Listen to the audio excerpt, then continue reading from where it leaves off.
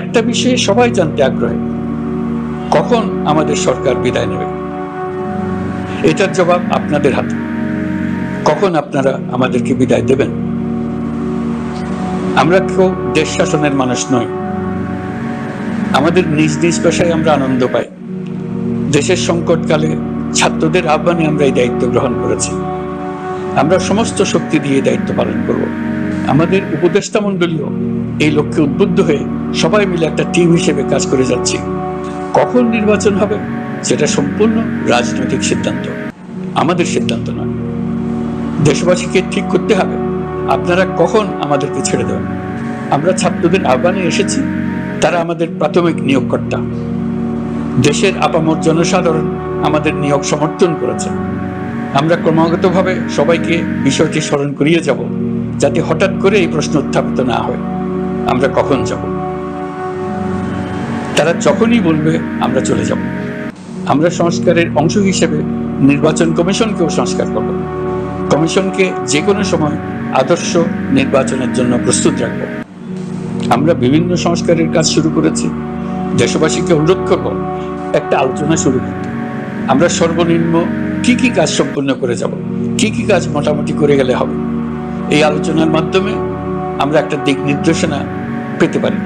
তবে চূড়ান্ত সিদ্ধান্ত রাজনৈতিক সিদ্ধান্ত, সেটা রাজনৈতিক আলোচনা থেকেই আসবে। এই দিক নির্দেশনা না পেলে আমরা দাতা সরকার এবং আন্তর্জাতিক অর্থনৈতিক প্রতিষ্ঠানসমূহের সঙ্গে আলোচনায় দৃঢ়তার সঙ্গে অগ্রসর হতে পারছি না। আমি নিশ্চয়তা দিচ্ছি, আমরা আমাদের পক্ষ থেকে মেয়াদ বৃদ্ধির কোনো প্রশ্ন তুলব না। আমরা আপনাদের সকলের দোয়া চাই।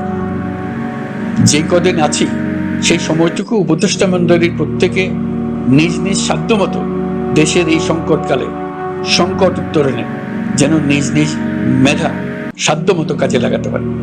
নতুন বাংলাদেশ গড়ার যে সুযোগ ছাত্র জনতার রক্তের বিনিময়ে আমরা অর্জন করলাম, আমরা আমাদের মতানৈক্যের কারণে সেটা যেন হাতছাড়া করে না ফেলে, এটা আমরা নিশ্চিত করতে চাই।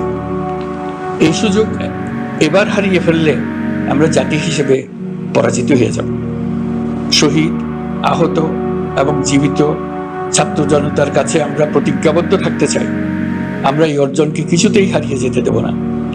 যে সুযোগ তারা আমাদেরকে দিয়েছে তার মাধ্যমে আমাদের দেশকে পৃথিবীর একটি শ্রদ্ধেয়, সকল দিকে দৃষ্টান্ত স্থাপনকারী দেশে পরিণত করতে আমরা শপথ নিয়েছি।